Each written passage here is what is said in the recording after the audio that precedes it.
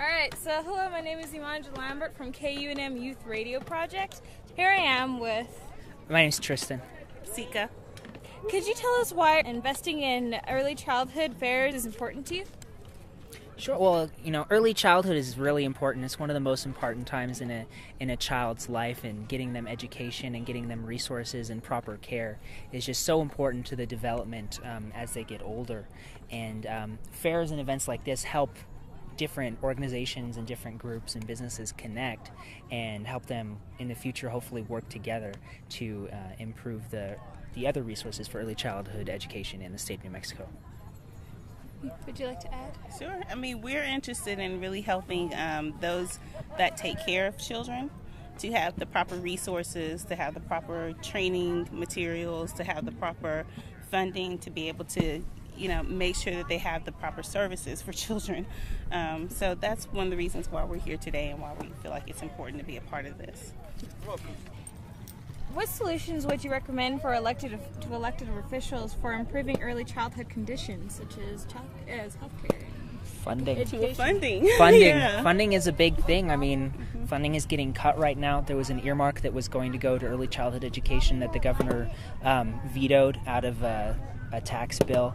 He just took the earmark off, so now it's going into the general fund. That was $11 million that would have been so important, and so would have done so much for early childhood education, and now it's going into the general fund, so we'll get a fraction of it, really.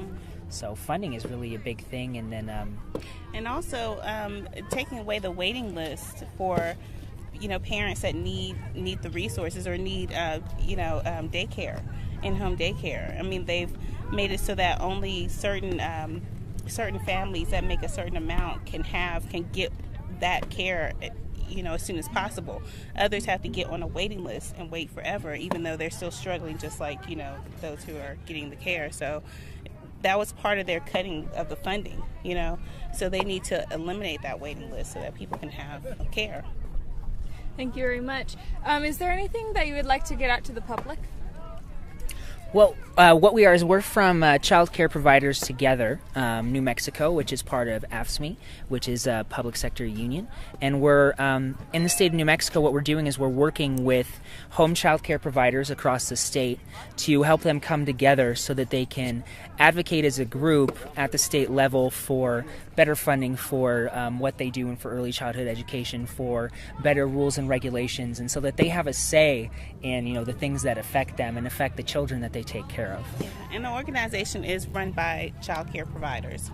It's we just help them to come together, but it is a democratic organization that empowers them to be able to go to their legislators and speak and lobby and on behalf of better services for kids. So it's their organization, and they're going to make it a very good organization.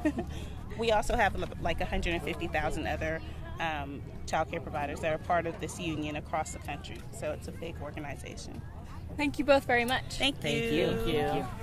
Invest in children!